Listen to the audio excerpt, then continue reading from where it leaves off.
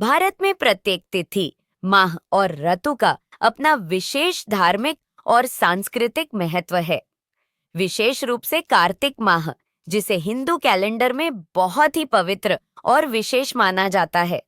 इस माह में कुछ विशेष व्रत, अनुष्ठान और पूजा अर्चना की जाती है।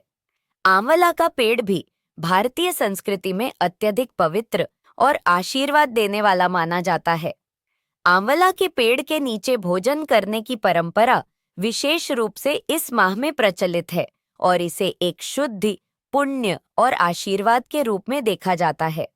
इस परंपरा से जुड़ी एक बहुत ही प्रसिद्ध कथा है जो इसके महत्व को और भी बढ़ा देती है। आंवला के पेड़ के नीचे भोजन करने की कथा। यह कथा एक छोटे से गांव के एक ब्राह्मण परिवार से जुड़ी हुई है। गांव के सभी लोग ब्राह्मण परिवार का आदर करते थे।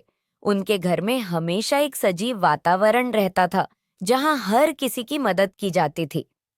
घर के बड़े बुजुर्ग हमेशा कहते थे, प्रकृति के साथ जुड़कर जीना चाहिए, तभी हम शांति और सुख की प्राप्ति कर सकते हैं। कथा प्रारंभ।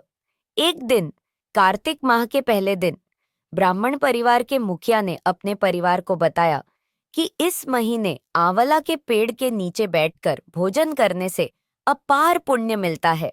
यह व्रत और पूजा विशेष रूप से कार्तिक माह में अत्यधिक लाभकारी होती है। एक आंवला का पेड़ था जो बहुत पुराना और विशाल था। यह पेड़ हमेशा हरा भरा रहता और उसके नीचे ठंडी छांव मिलती थी। उन्होंने अपनी पत्नी, बच्चों और गांव के अन्य लोगों को भी इस व्रत में सम्मिलित होने के लिए आमंत्रित किया।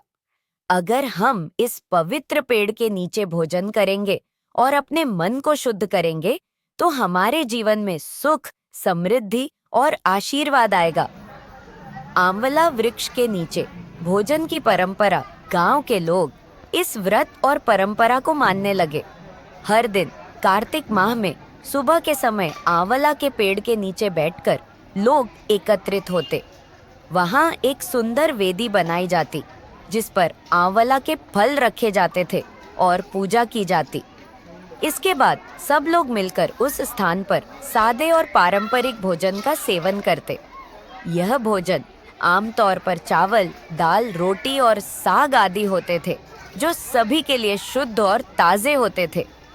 खाने के बाद सभी लोग आंवला के पेड़ के नीचे ध्यान और मंत्रोच्चारण करते। एक दिन की घटना।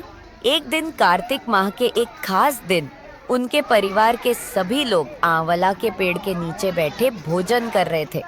एक व्यक्ति वहां पहुंचे। उनका चेहरा आधा जलमग्न था और उनके कपड़े धूल से सने हुए थे। यति ने देखा कि लोग खुशी खुशी आंवला के पेड़ के नीचे भोजन कर